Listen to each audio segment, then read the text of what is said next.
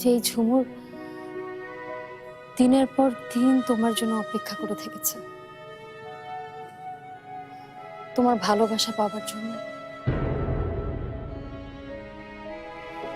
আমাদের মাঝে শুধু কয়েকটা বছর যায়নি,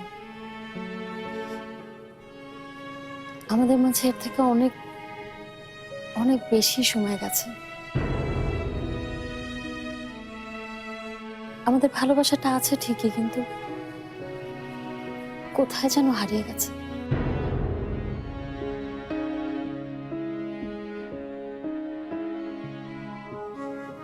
ফারহান, আমি সেই ভালোবাসা কোত্থেকে কি করে ফিরিয়ে দেব? কি করে, কোত্থেকে সেদিনের ঝুমুরকে তোমার কাছে ফিরিয়ে দেব? সেই হারিয়ে ফেলা ভালোবাসা তুমি খুঁজতে যেও না। আমি আমি সেই ভালোবাসা পাওয়ার যোগ্য না।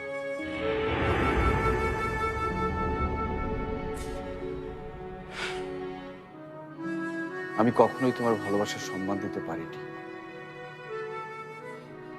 আমাকে কখনো তোমার ক্ষমা করা উচিত না।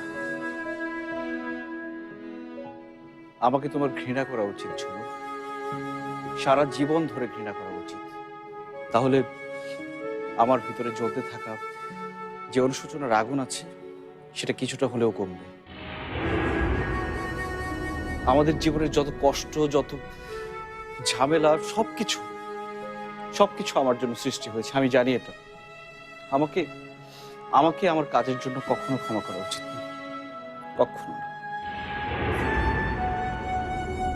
ভালোবাসতে পারা মানুষ কখনো আমার মতো নীচ হতে পারে না, কখনো না।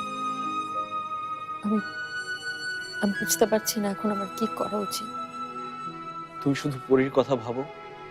পরী যদি আমাদের জীবনে না থাকতো তাহলে তাহলে হয়তো আমি তোমার জীবন থেকে অনেক অনেক দূরে চলে যেতাম ঝুমুর। পরী তো আমাদের মেয়ে, আমাদের সন্তান। পরীকে ভালোবাসতে পারা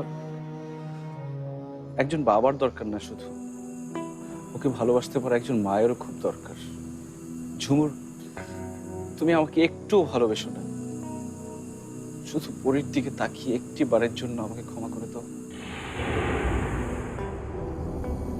আমাকে আর একটা বার সুযোগ দাও আমার ভুলগুলো শুধরানোর। প্লিজ ঝুমুর। ভালো যখন বেসেছিলে তখন ভুল বুঝলে কেন? ভুলেই বা গেলে কেন?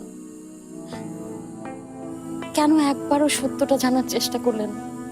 কেন আমাকে তাহলে একলা ফেলে তুমি চলে গেলে মাঝ রাস্তায়?